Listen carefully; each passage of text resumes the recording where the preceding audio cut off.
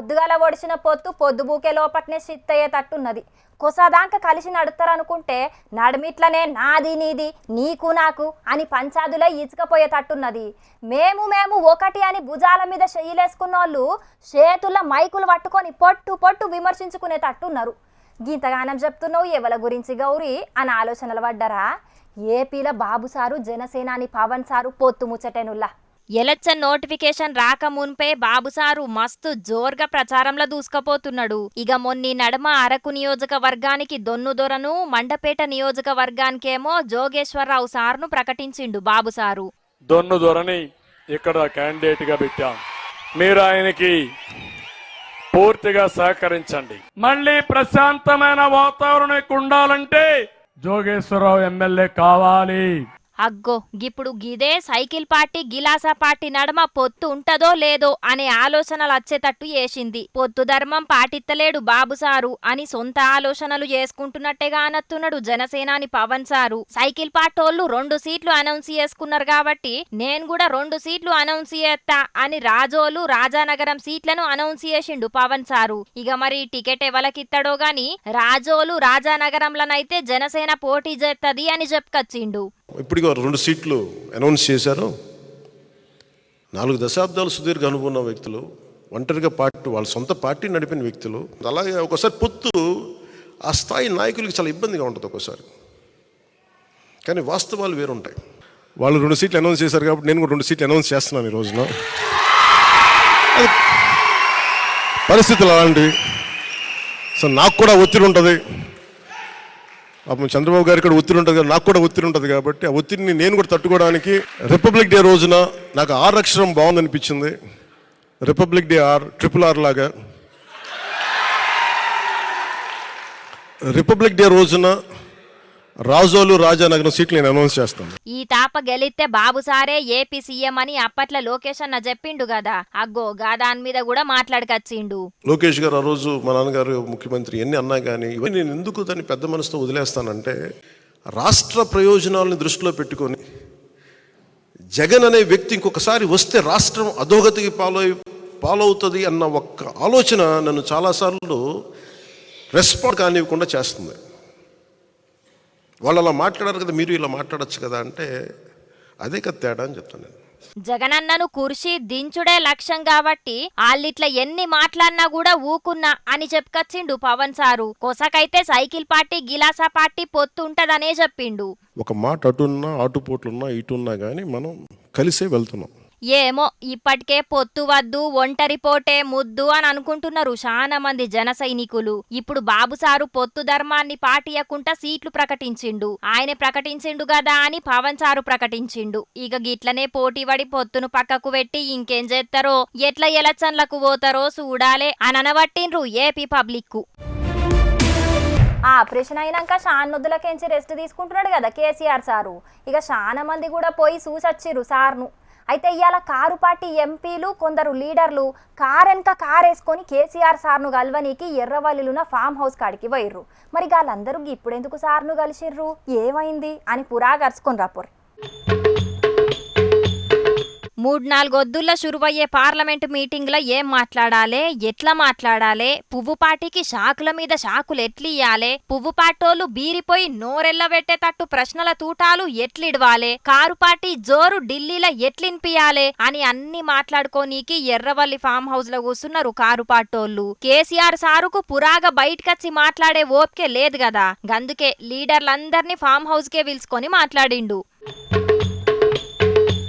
విభజన హామీలు, ప్రాజెక్టులు, నీళ్లు, సెంటరోళ్లకేంచి రాష్ట్రానికి రావాల్సిన నిధులు, ఇట్లా అన్నిటి మీద పార్లమెంటులో పెద్ద జంగే లేవాలే అన్నట్టుగా కారు పార్టీ ఎంపీలకు చెప్పిండట కేసీఆర్ సారు. తెలంగాణకు వచ్చినాక 10 ఏళ్లు ఏం చేసినాం, ఎంత డెవలప్ చేసినాం, చెయ్యి పార్టీ పువ్వు పార్టీ ఏం చెయ్యలేదు అని అన్నిటి మీద గట్టిగా మాట్లాడాలే అని కూడా చెప్పిండట. ఇక ఫిబ్రవరి 1వ తారీఖు నాడు నిర్మలా మేడం బడ్జెట్ పెట్టుద్ది, దాని మీద కూడా గట్టిగానే మాట్లాడతారేమో. ఇక ఎంపీ ఎలక్షన్లకు ముందు లాస్ట్ పార్లమెంట్ మీటింగులు కాబట్టి ఈ తాప పార్లమెంటుల పెద్ద రచ్చే అయ్యేటట్టున్నది. అటు మల్లో తాప సెంట్రల్ అధికారంలకు రావాలని పువ్వు పార్టీ, ఈ తాపన్న అధికారంలకు రావాలని చెయ్యి పార్టీ. ఇక ఎమ్మెల్యే ఎలక్షన్ల ఓడిపోయినాం కానీ ఎంపీ ఎలక్షన్ల ఎక్కువ సీట్లే కొట్టాలని కారు పార్టీ గట్టిగానే కాయసు పడుతున్నాయి. ఎలక్షన్ల ముంగట గివే లాస్ట్ మీటింగులు కాబట్టి మరి ఏమైతుందో చూడాలే.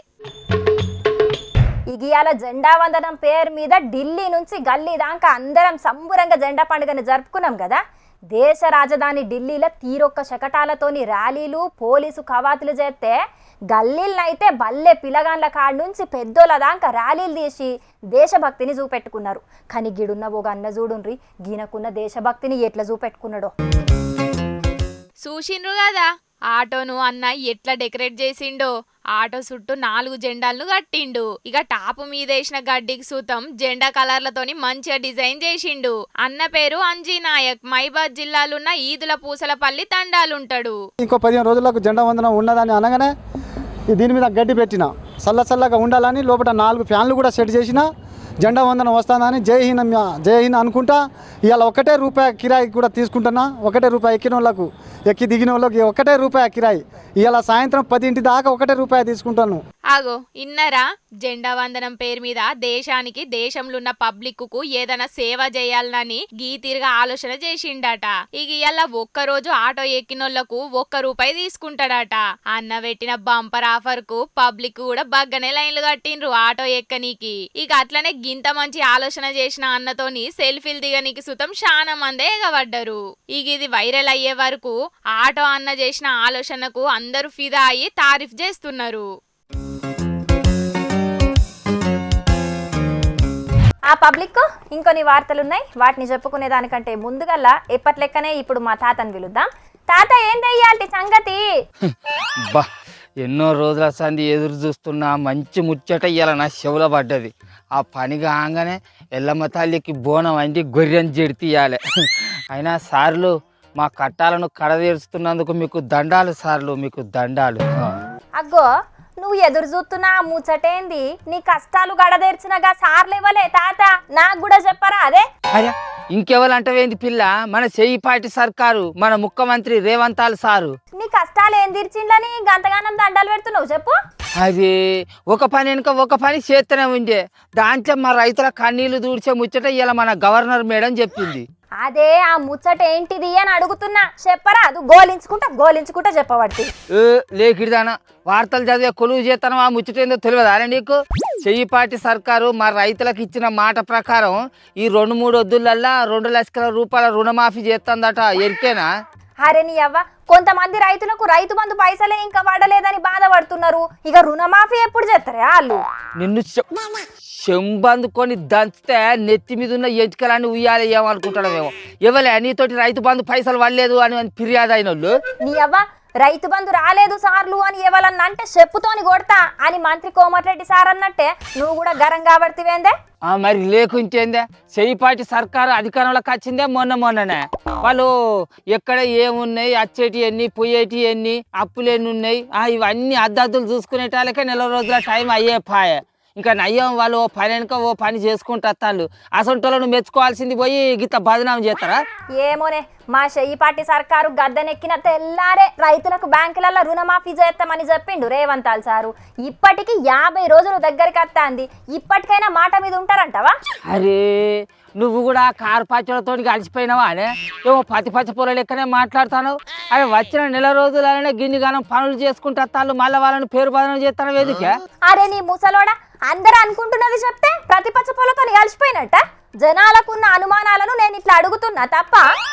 తప్పేం కాదు కానీ చెయ్యిపాటి సర్కారు ఇతరన్న 6 గ్యారెంటీలల్లో రైతులకు రైతు బంధు ఇయ్యనే బట్టే. అట్లనే ఆడోళ్లకు ఆర్టీసీ బస్సులలో ఫ్రీ ప్రయాణమయ్యా దాన్ని కూడా అమలు చేసే. అట్లనే పేదోళ్లకు ఆరోగ్యశ్రీలో ₹10,00,000 ఆరోగ్య బీమా అనిరా దాన్ని కూడా అమలు చేయనిచ్చే. ఇప్పుడు ఇక మాకు ₹2,00,000 రుణమాఫీ కూడా అంటారు. ఇది కూడా ఈ 2-3 రోజులలో ఆ కథను చేస్తారు. సుర్రాదు ఇంకా కడవ పనులు కూడా చేస్తారు. ఇక చెయ్యాలే, చేస్తారనే నమ్మకంతోనే కదా జనాలు చెయ్యిపాటికి ఓట్లు గుద్దింది. కాకపోతే అధికారంలోకి వచ్చిన 100 రోజులల్లా అన్ని హామీలు నెరవేర్చుతామని చెప్పిన కాంగ్రెస్ పార్టీకి ఇంకా నెల 15 రోజులు మిగిలిన్నాయి అని అంటున్నా గంతే. అది 100 రోజులన్న కాడ అటో ఇటో 6 నెలల టైం పడుతుంది కావచ్చు. అయితే ఏంది ఆగరా జనాలు? ప్రభుత్వాలను అర్థం చేసుకోవాలి. మొన్ననే ప్రజాపాలన పత్రాలు తీసుకునేది, అవి చదివి వాటిని అమలు పరిచి ఎవరికి ఇవ్వాలి ఏంది అనే కథలు చూసేటాలకే టైం పడుతుంది. అయ్యో జరంత ఆగరాదు, ఓ పని చేస్తారు కానీ. సరే టైం పడితే వాడని కానీ వచ్చేది పార్లమెంట్ ఎన్నికల సమయం, అటెన్క స్థానిక ఎన్నికల సమయం కాబట్టి వాటి మీద ఎఫెక్ట్ పడకుండా చూసుకోవాలి సర్కారు అని చెప్తున్నా గంతే. అవు నువ్వు అన్నది కూడా కరెక్టే పిల్లు. రేవంత్ సార్ సర్కారు అన్నమాట ప్రకారం ఇండ్లకు 200 యూనిట్ల పిరి కరెంటు, అట్లనే మహాలక్ష్మి పథకం కింద 2500 రూపాయలు, అట్లనే 500 రూపాయల గ్యాస్ బుజ్జి, అట్లనే రైతులకు 2 లక్షల రూపాయల రుణమాఫీ, రైతు బంధు, రైతు బీమా, ఇట్లా చెప్పుకుంటూ పోతే ఇంకా కళ్యాణ లక్ష్మి స్కీమ్ కింద పేదింటి ఆడబిడ్డల పెళ్లిళ్ళు అయితే తులం బంగారం పథకం కూడా.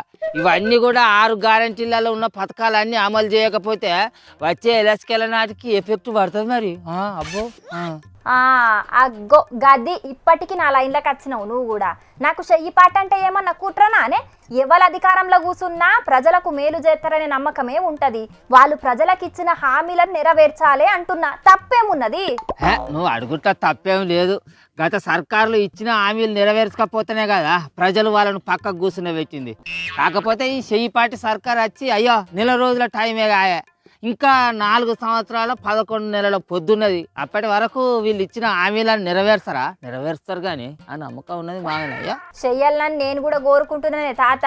మీ రైతులకు 2 లక్షల రుణమాఫీ చెయ్యాలి, 15,000 రూపాయల రైతు బంధు సాయం రైతులకు, అట్లనే కౌలు రైతులకు ఇయ్యాలి, భూమి లేని ఉపాధి కూలీలకు 12,000 రూపాయల సాయం చెయ్యాలి, ఇండ్లకు 200 యూనిట్ల కరెంటు ఫ్రీ ఇయ్యాలి, మహాలక్ష్మి పథకం కింద ఆడోళ్ళందరికీ 2500 ఇయ్యాలి, నిరుద్యోగ భృతి ఇయ్యాలి, ఇంద్రమ్మ ఇండ్లు ఇయ్యాలి, 500కు గ్యాస్ బుడ్డి ఇయ్యాలి, 24 గంటల కరెంట్ ఇయ్యాలి. ఇట్లా చెప్పుకుంటా పోతే హస్తం మనకిచ్చిన 6 గ్యారంటీలను ఖచ్చితంగా నెరవేర్చాలని మనస్ఫూర్తిగా కోరుకుంటూ నీకు జల్దీనే రుణమాఫీ కావాలని కోరుకుంటున్నానే. ఎన్ని ఇస్తా అన్నది చూడు మా చెయ్యిపాటి సర్కారు. కానీ వాళ్ళు అన్నమాట ప్రకారం ఇవన్నీ నెరవేర్చేది ఉంటేనైతేనా జనాలందరూ అస్తం పార్టీని గుంజలలో పెట్టుకొని 10 కాలాల పాటు కాపాడుకుంటారు. సరే ఇక నీ కడమ వార్తలు చదువుకో పిల్ల. ఇక నేను మిరపకాయలు నేర్పుకోవాలి, నాకు బొచ్చినంత పని ఉన్నది. పొద్దుగాలనే కూలీలను పిలిచినా ఏమొచ్చినా రాలేదు. చూసినారులా, తెలంగాణలో ఉన్న రైతులకు జల్దీనే రుణమాఫీ చేస్తాం, అదే ముచ్చట మీద సర్కారోళ్ళు బ్యాంకులతోని మాట్లాడుతున్నారని ఇవాళ గవర్నర్ మేడం చెప్పంగానే మా తాత ఎంత సంబురంగున్నాడో. జర వెనక ముందైనా చెయ్యి పాటోళ్ళు ఇచ్చిన హామీలన్నీ గిట్లనే ఒకటెనకొకటి నెరవేరుస్తారు కావచ్చు కదా. ఇవాళ రిపబ్లిక్ డే కదా, మరి జనాలకు రిపబ్లిక్ డే గురించి ఏం తెలుసో అడుచుకొని వస్తా అక్క అని ట్యాంక్ బండ్ కాడికి పోయింది మా చెల్లె వెన్నెల. మరి ఇది ఏం అడుగుతుందో మనం కూడా చూద్దాం పండ్రి. ఈరోజు గణతంత్ర దినోత్సవం ఎందుకు జరుపుకుంటాం? మనకు స్వాతంత్రం డిక్లేర్ అయిన రోజని బ్రిటిష్ వాళ్ళు మనకి ఇస్తామని చెప్పిన రోజు కాబట్టి జరుపుకున్నాం. ఏదో తేడాగా ఉందేంటి? ఇప్పుడు వచ్చిన ఈ గణతంత్ర దినోత్సవం 1945 ఏంటన్నా 1945 ఏంటి సార్ అది? 47 1947 1947 కరెక్టే. డౌట్ లేదు. గణతంత్ర దినోత్సవానికి స్వాతంత్ర దినోత్సవానికి తేడా ఏంటక్క? చెప్పక్క. చిన్నప్పుడు స్కూల్ పోయినావా? స్కూల్లో ఎట్లా జరిగేది ఈ జెండా వందనం? బాగా చేసేవాళ్ళు. తెలుగు వస్తుందా? తెలుగు రాదట, మనకేమో హిందీ రాదు. ఈ గణతంత్ర దినోత్సవానికి స్వాతంత్ర దినోత్సవానికి తేడా ఏంటి? మీరు సిగ్గుపడకండి, చచ్చిపోవాలనిపిస్తుంది. మేము ఆలోచిస్తాం ఒక టైం.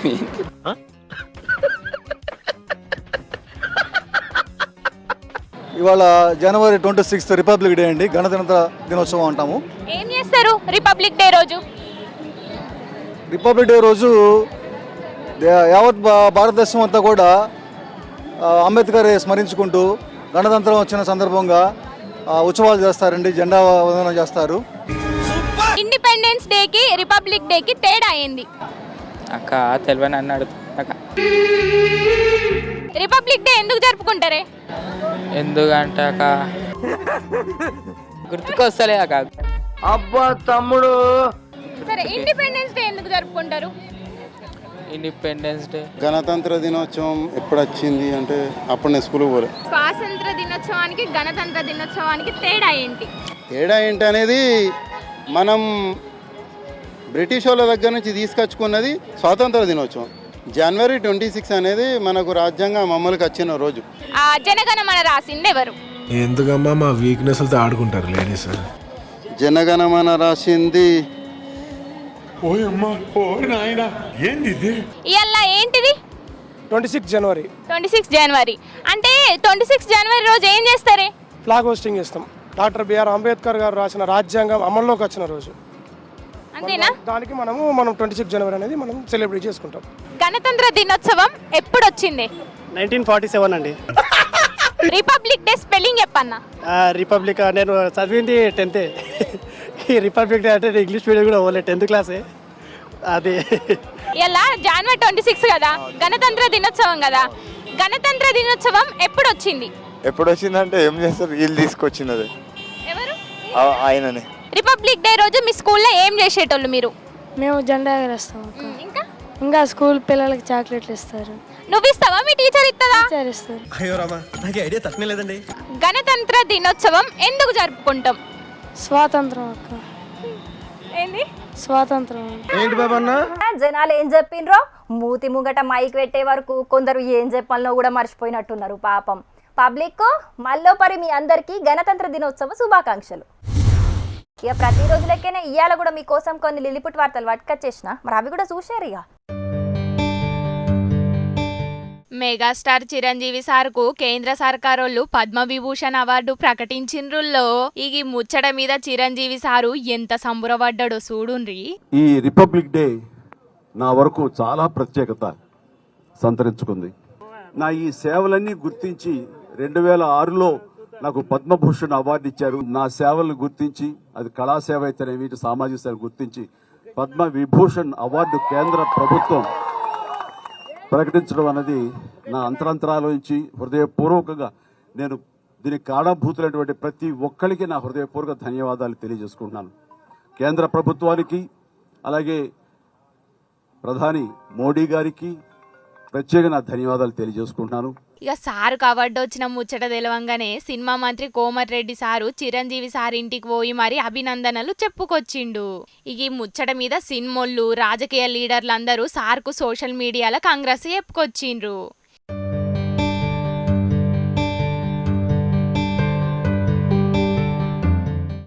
ఇప్పటికే మెగా ఫ్యామిలీకి వచ్చిన అవార్డుల మీద ఫ్యాన్స్ మస్తు ఖుషి అవుతుండ్రు.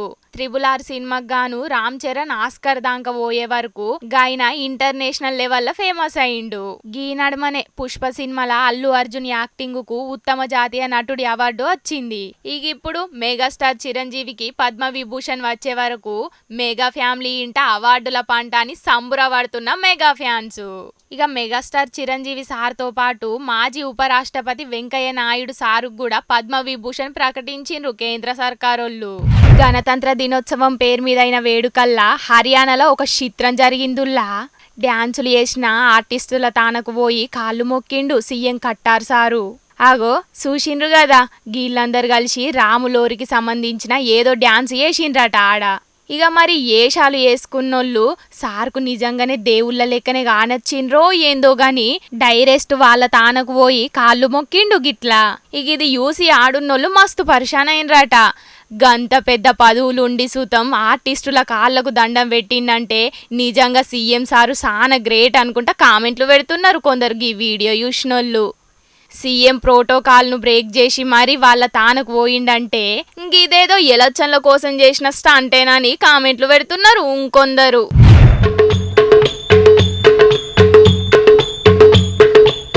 స్టీరింగ్ పట్టుకొని బస్సు నడుపుతున్నాడు గీనని చూసిండ్రా? Parakala MLA Revuri Prakash Reddy sir. ఓర్ని చిత్రం సల్లగుండా కద్ద రంగేసుకొని బస్సు నడిపితే జెండా వందనం పేరు మీద డ్రైవర్ అన్ననే కొత్త బట్టలు వేసుకొని డ్యూటీకి వచ్చిండు కావచ్చని అనుకున్నాం. ఎమ్మెల్యే సారే అని తెలిసే వరకు మస్తు పరిశాన్ అయినరట ప్రయాణికులు. హన్మకొండ జిల్లా పరకాలల జెండా ఊపి కొత్త బస్సులను షురువు చేసిండు ఎమ్మెల్యే సారు. ఇక సార్కు డ్రైవింగ్ ల బగ్గనే పట్టున్నట్టున్నది. జరంతసేపు స్టీరింగ్ పట్టుకొని బస్సును ఒక ఆట ఆడించిండన్నట్టు. ఇక తెచ్చిన కాడికైతే ఇవాళ అన్ని వార్తలు అయిపోయినాయుల్లా. ఇక ఇవుల్లా ఇవాళ ఈశ్వరప్ప హోమియో క్లినిక్ సమర్పించు జోర్దార్ వార్తలు. మళ్ళీ వచ్చే జోర్దార్ వార్తల మళ్ళీ మస్తు ముచ్చట్లు పట్టుకొచ్చేస్తాం మీకోసం. అప్పటిదాకా ఏం చేస్తారు చూస్తూనే ఉండుండ్రి HM TV. నమస్తే.